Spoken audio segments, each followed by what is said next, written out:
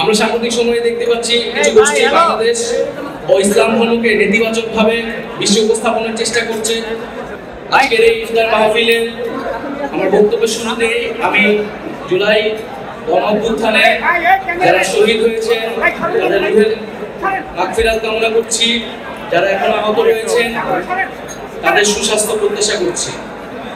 জুলাই গণঅভ্যুত্থান আজকের বাংলাদেশের প্রেক্ষাপট তৈরি করেছে, যেখানে আমরা নির্দ্বিধায় এক হতে পারছি, কথা বলতে পারছি। মহান আল্লাহ তাআলা এবং সেই হাজারো শহীদদের প্রতি আমরা শুকরিয়া জ্ঞাপন করি। সেজন্য জুলাই গণঅভ্যুত্থান বাংলাদেশের গণতন্ত্রকামী ছাত্র জনতার সম্মিলিত প্রতিরোধের ফসল। বৈষম্য বিরোধী ছাত্র আন্দোলনের নেতৃত্বে ফ্যাসিবাদ বিরোধী রাজনৈতিক দল, ছাত্র সংগঠন, নাগরিক সমাজ, পেশাজীবী, আলেম, শ্রমিক ও সর্বোপরি সাধারণ জনতার অংশগ্রহণ ও সহায়তায় এই গণঅভ্যুত্থানে ফ্যাসিস্ট স্বৈরাচারী হাসিনা সরকারকে উৎখাত করা সম্ভবপর হয়েছে। গণঅভ্যুত্থানে অঙ্গনায়কের ভূমিকা পালন করেছিল সাধারণ ছাত্রছাত্রীরা। বিশেষত প্রাইভেট বিশ্ববিদ্যালয় ও মাদ্রাসা শিক্ষার্থীদের অসীম সাহসী ভূমিকা গণঅভ্যুত্থানকে এক চূড়ান্ত রূপ দিতে সহায়তা করেছে। এই গণঅভ্যুত্থানে কারো অবদানই কারো থেকে কম নয়। জুলাই আমাদের নতুন বাংলাদেশের ঐক্য ও মিলনের জায়গা তৈরি করেছে। মুক্তিযুদ্ধের সাম্য, ন্যায় বিচার ও মানবিক মর্যাদার আকাঙ্ক্ষা জুলাই গণঅভ্যুত্থানে আমাদের মধ্যে নতুন করে জাগ্রত হয়েছে। আমাদের মধ্যে নানা বিষয় মতপার্থক্য হতে পারে, নীতিগত বিরোধ হতে পারে, তর্ক বিতর্ক হতে পারে, কিন্তু গণতান্ত্রিক সম্পর্ক, সংলাপ ও মিথস্ক্রিয়া যাতে ছেদ না পড়ে। জাতীয় নাগরিক পার্টি বাংলাদেশের শাসন কাঠামোর পরিবর্তন চায়। শাসন কাঠামোয় মৌলিক এবং গুণগত পরিবর্তনের মাধ্যমে দেশের সাংবিধানিক, অর্থনৈতিক, রাজনৈতিক এবং সাংস্কৃতিক ভিত্তিপ্রস্তর স্থাপন করতে চায়। তাই আমরা একটি নতুন সংবিধানের মাধ্যমে একটি নতুন রিপাবলিকের কথা বলছি। ফ্যাসিবাদী ব্যবস্থার বিলোপ করে নতুন রাজনৈতিক বন্দোবস্ত প্রতিষ্ঠা করার স্বপ্ন গণঅভ্যুত্থানের মাধ্যমেই আমাদের মধ্যে তৈরি হয়েছে। আমরা তাই সেই নতুন রাজনৈতিক বন্দোবস্তের কথাই বারবার বলে যাচ্ছি।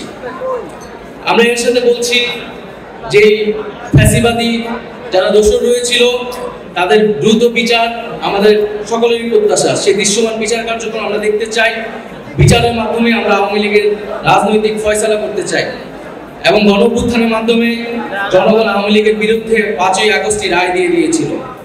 আমরা এর পাশাপাশি বলছি যে বর্তমান সরকার, অন্তর্বর্তীকালীন সরকার যে সংস্কারের কার্যক্রম চালাচ্ছেন জাতীয় ঐক্যমত্য কমিশনের মাধ্যমে, তাদের যে প্রস্তাবিত জুলাই সনদ, সেই জুলাই সনদ আমরা দ্রুত কার্যকর দেখতে চাই এবং সেই বিষয়ে আমরা সকলেই সবার জায়গা থেকে সহযোগিতা করব এবং জুলাই সনদ কার্যকরের মাধ্যমে সংস্কারের রূপরেখা আমাদের সামনে স্পষ্ট হবে।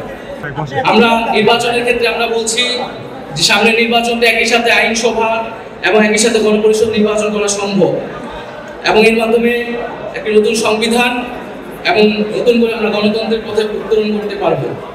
ফলে এই সকল কিছুই আমরা দ্রুত সময়ের মধ্যে হওয়া সম্ভব বলেও মনে করছি। সরকার যে নির্ধারিত সময় দিয়েছে সেই নির্ধারিত সময়ের মধ্যেই এই সকল কার্যক্রম করে নির্বাচনের দিকে যাওয়া সম্ভব। কিন্তু নির্বাচনের আগে অবশ্যই আইন শৃঙ্খলার পরিস্থিতির উত্তরণ করতে হবে। নির্বাচনের জন্য সেনাবাহিনী, পুলিশ, আমলাতন্ত্র ও মিডিয়ার নিরাপত্তা প্রয়োজন। তাই প্রাতিষ্ঠানিক নিরাপত্তা নিশ্চিত করতে হবে। জনপরিসরে নারী নিরাপত্তা, নারীর প্রতি সহিংসতার বিরুদ্ধে আইনগত সামাজিক উদ্যোগ সরকারের পক্ষ থেকে নিতে হবে এবং দুর্নীতি ও চাঁদাবাজি বন্ধ সরকারকে আরো কঠোর হতে হবে।